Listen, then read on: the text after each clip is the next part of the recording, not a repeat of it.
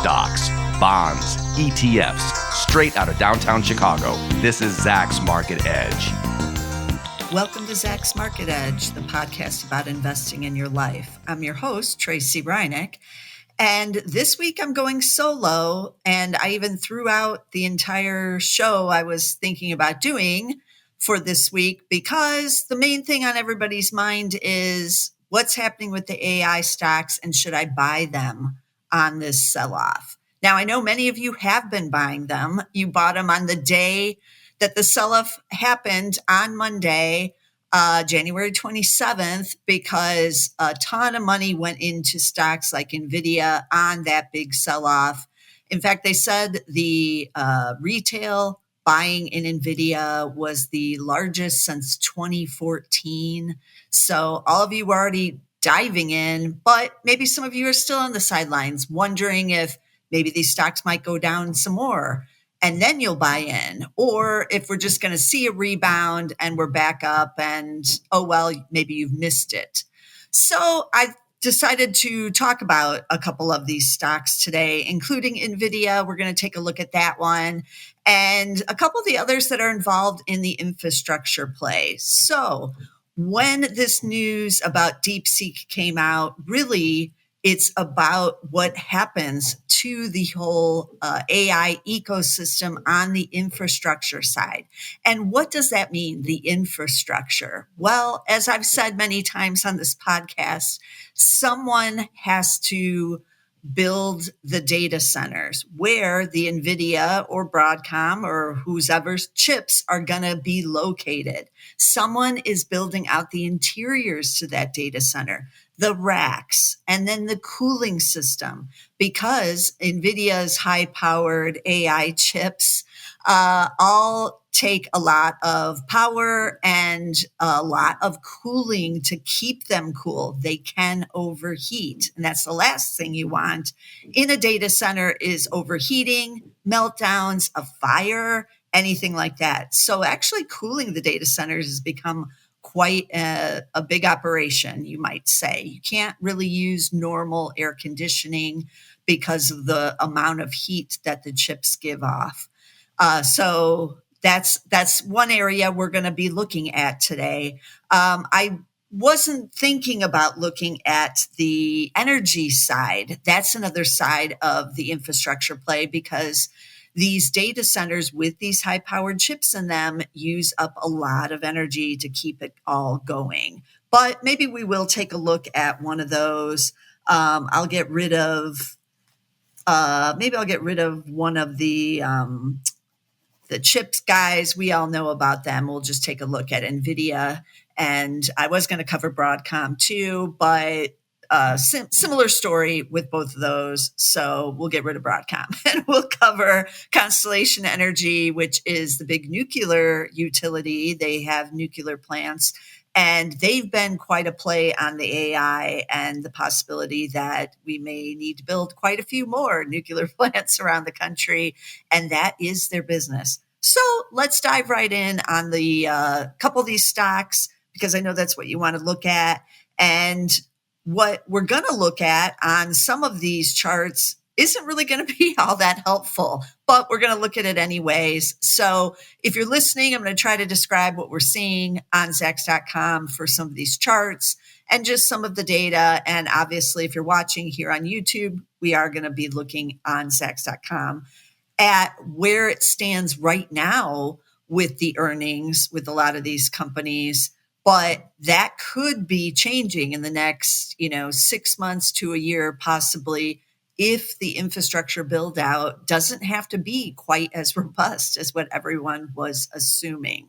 That goes into play in how much are you willing to pay for these stocks now, but they have pulled back here. So maybe they're actually pretty attractively priced after this sell-off. So let's look at some of the stocks.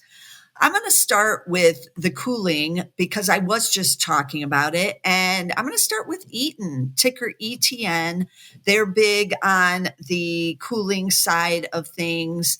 And they've been around forever. Let's look at this chart. It's pretty impressive. They're actually reporting earnings on January 31st. I'm recording this on January 28th. So if you're listening to this in February, they have already reported. So, and some of these other companies will be reporting in early February. So we're going to hear a little bit more from the companies themselves about how they think the DeepSeek, breakthrough is going to affect their business, if at all. We don't know yet.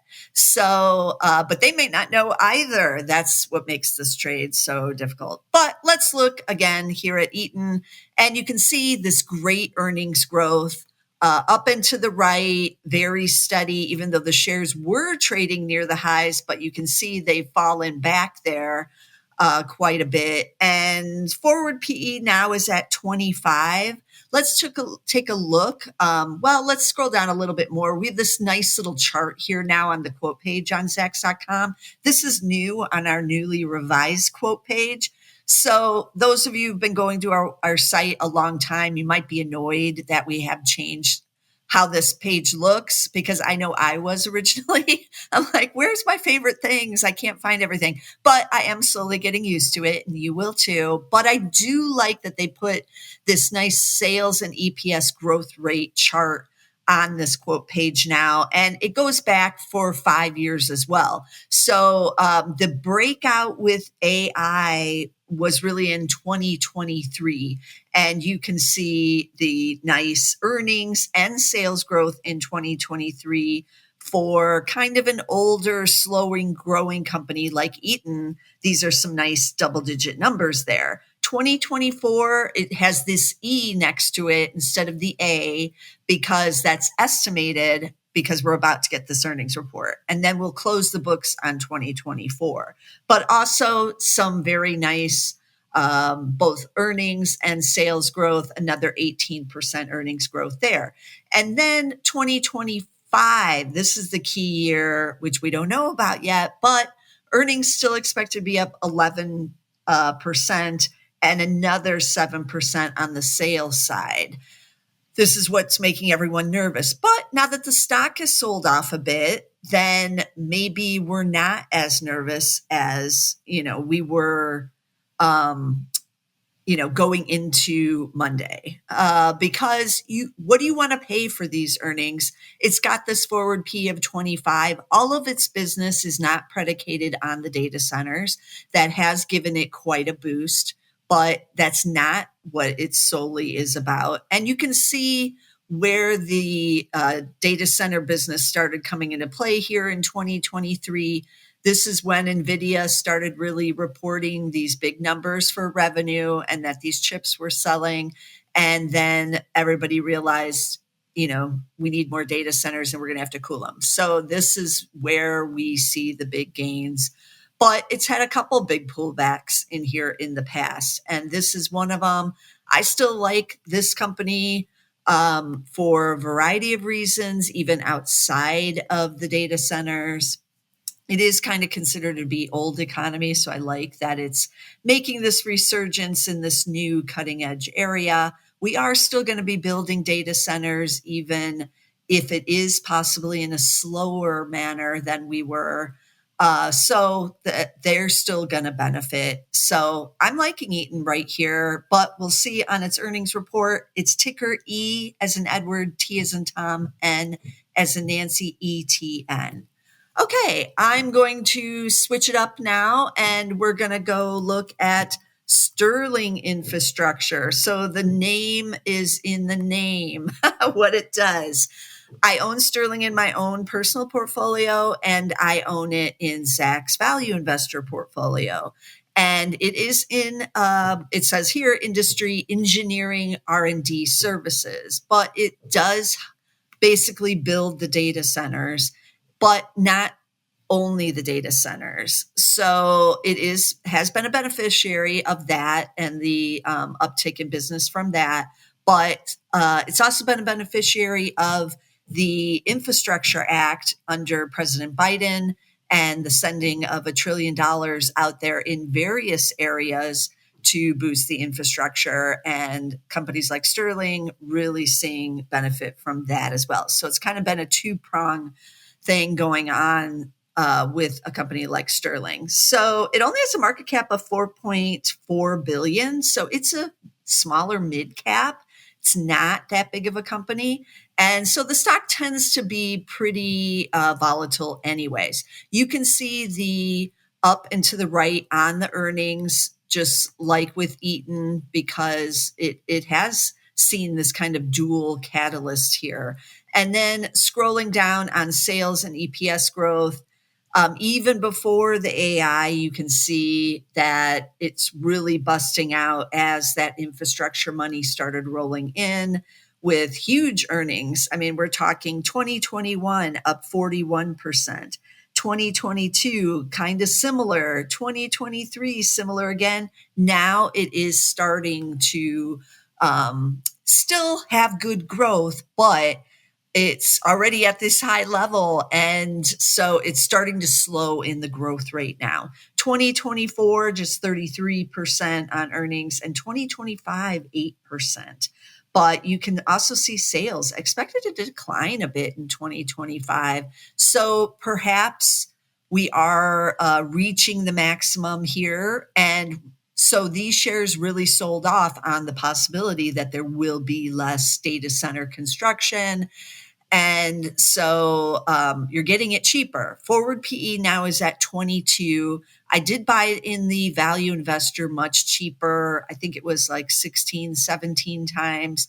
PEG ratio now is at 1.48. So that's pretty cheap, but not quite a value anymore. But it might be now that we've had this quite considerable sell-off. So this company is reporting earnings later in February. It hasn't been confirmed yet when, but we're going to have to wait a couple weeks to get earnings from them. But every time it's been counted out, the street has gotten it wrong a bit on Sterling. So this might be one you might want to wait and see what happens when they report earnings. It may continue to weaken for a little bit longer because it is on the construction side. Additionally, President Trump is now putting like a halt on some of the spending from these Biden programs. Doesn't mean it's going away, but it could be delayed. And we're not sure how that's going to impact a company like Sterling either, or any of these construction infrastructure companies. So there's a lot of uncertainty and things up in the air. If you're like me and you own it, you might want a dollar cost average in slowly and see what develops. But this name's not well known. It's not one of the ones where all the money's piling in like NVIDIA was on the day of the dip even. So you have a little bit of time to figure out what you want to do with a company like Sterling. So that's Sterling Infrastructure, STRL. Okay, let's go to what happens after the data center is built, and we need to build it out. So I'm going to go with Super Microcomputer. We haven't talked about them in a while. Ticker SMCI. It had that big sell-off. You can see it on the chart here. And now it's been weak on this DeepSeek news as well. They build the racks that go into the data centers that hold the chips.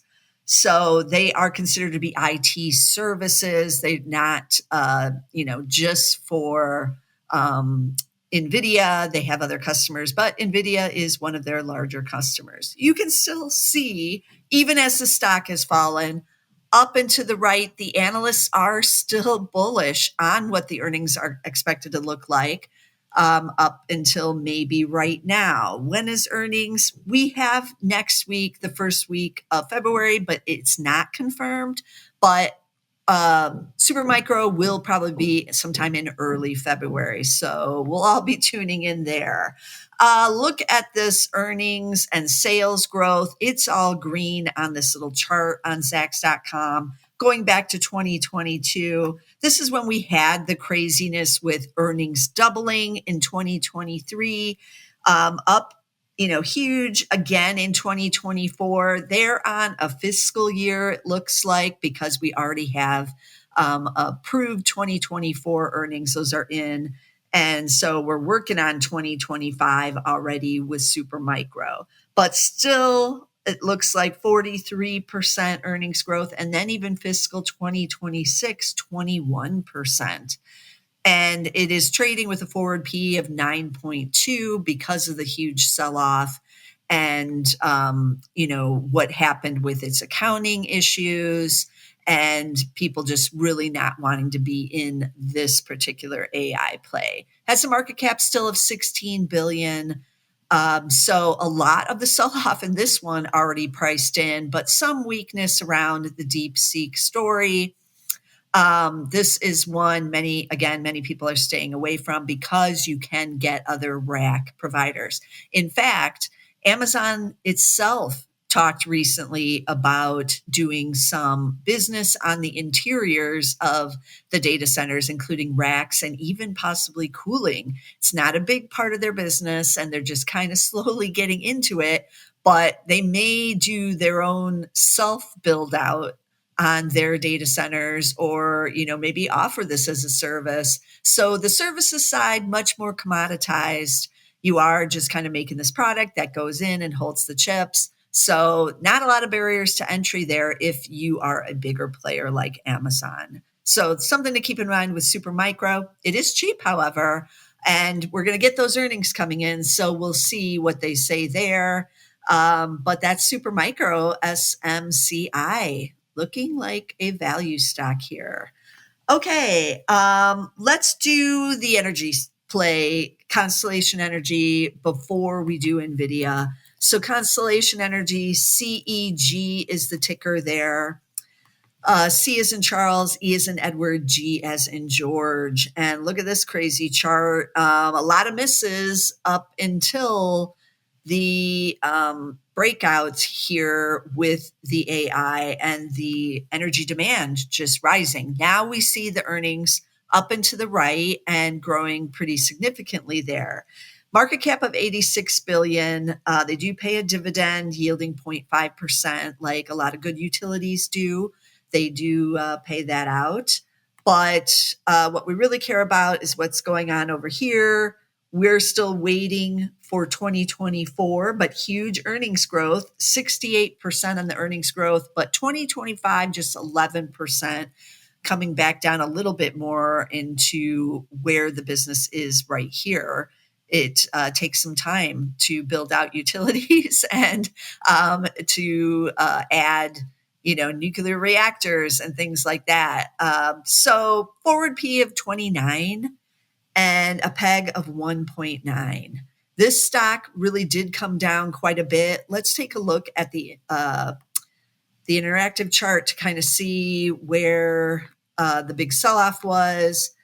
Many of you I know have wanted to get in this stock. I've heard from you on Twitter and Blue Sky about wanting to buy Constellation, but it had been on such a run you didn't think you should get in there. But again, it's not trading at 29 times earnings, but that's pretty pricey for a utility. Let's look over the last month. It's had a big boom in the end of in December there. No, this is in January still.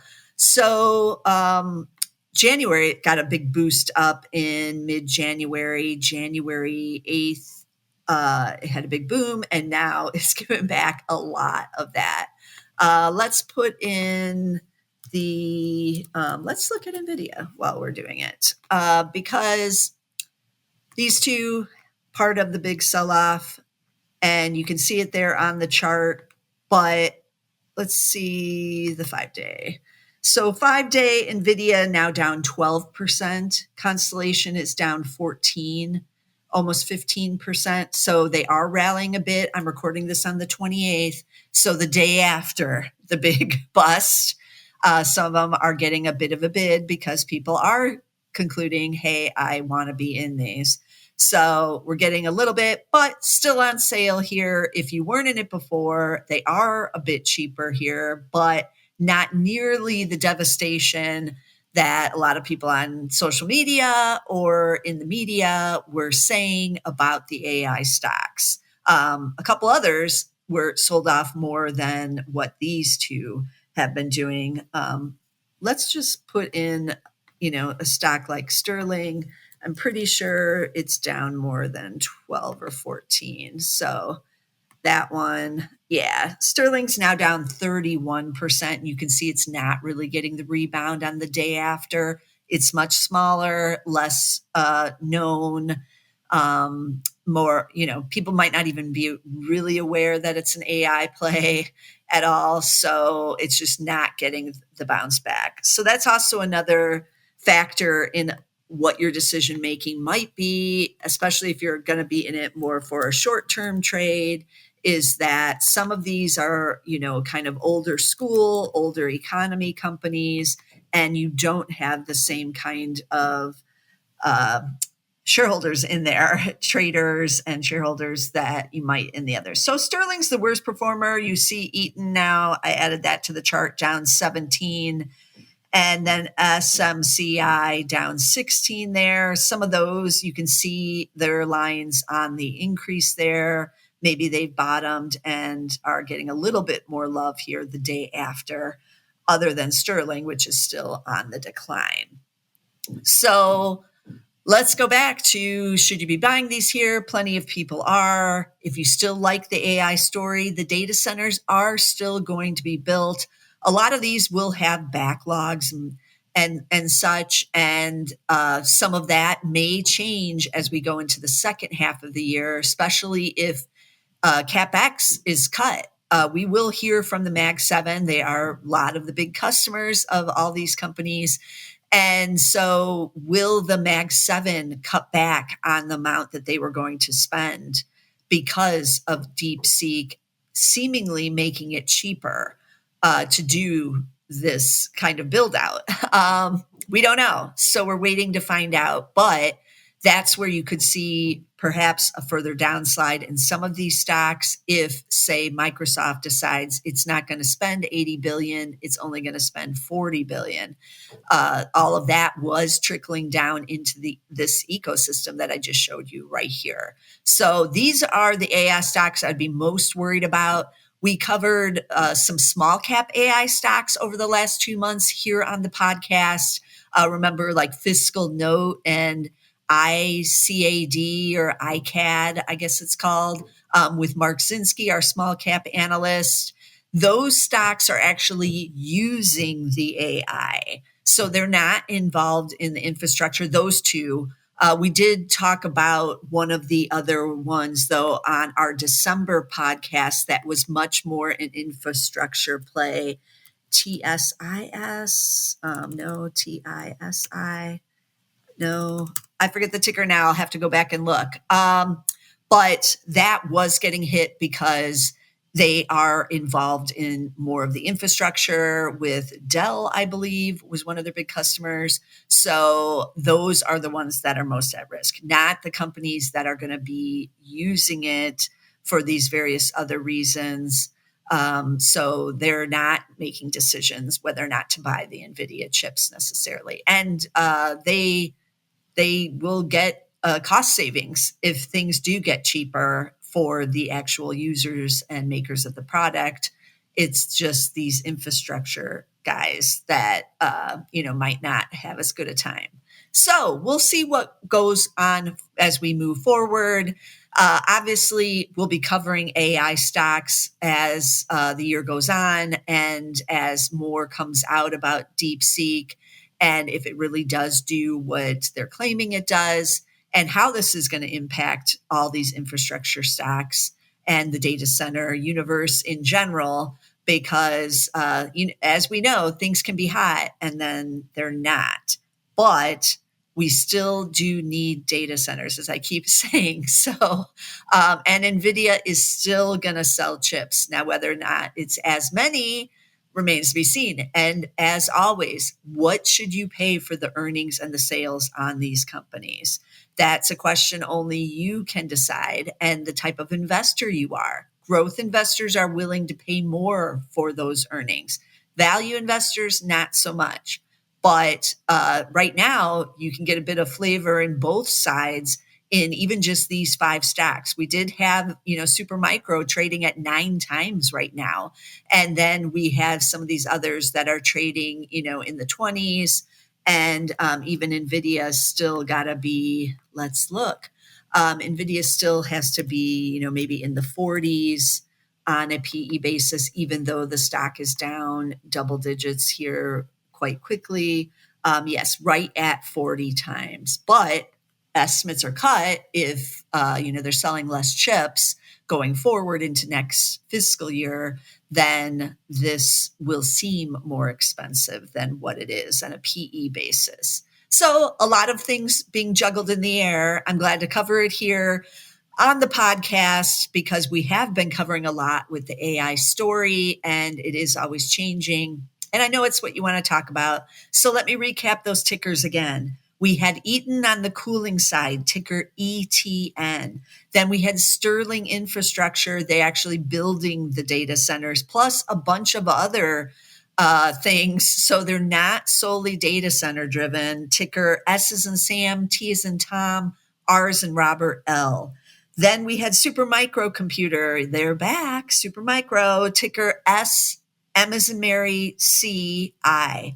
S as in Sam, M as in Mary, C-I. Then we had Constellation Energy, ticker C as in Charles, E as in Edward, G, with the actual energy side of things. And then we had NVIDIA on the chip side, N as in Nancy, V as in Victor, D as in David, A as in Adam, if you don't already know what it is. And as always, check out the earnings reports on all of these. We still have many to come in, and we're going to be hearing from the companies themselves about these quick changes. But this is an interesting time. Don't miss a single episode of our podcast. Like I said, I will have Mark Zinski back on. I'm not sure we're going to cover only the AI on the small cap universe. We've done 2 podcasts with just AI stocks. Maybe we'll mix it up and take a look at some others that he has up his sleeve. But I'm going to have Mark on. Of course, we're going to have John Blank back on to talk about the economy. He's our chief equity strategist here at Zacks, and he's an economist. So no one better to tell us what's going on with the economy than John Blank. But I'm holding off on him a little bit until we see what's going to happen with tariffs and some of these other things in the new Trump administration. So we'll have John Blank on and the other experts here at Zacks, as always, on technology and everything else that's happening out there on the stock market. They will be here. I'll also have Nina on, Nina Mishra, because ETFs have heated up again and a lot of money is flowing into the ETF world. Where is it all going here in 2025? Is it still just the S&P 500 or is it something else? So I'm going to be having her on as well. So again, of course, you don't want to miss it. Subscribe to us on YouTube. You can get us on the video podcast on YouTube. Just go to Zacks.com/YouTube or put in Zacks Investment Research. Thank you to everyone who's subscribing. You won't miss a single episode. You can also get us on Apple Podcasts. We're on Spotify. We're on Amazon Music. We're on SoundCloud. Many of you listen to us on SoundCloud, but you can get us just about on every podcast platform these days. And I know you're getting us on Apple. Subscribe over there. Don't miss a single episode. I'll see you again next week with some more stocks.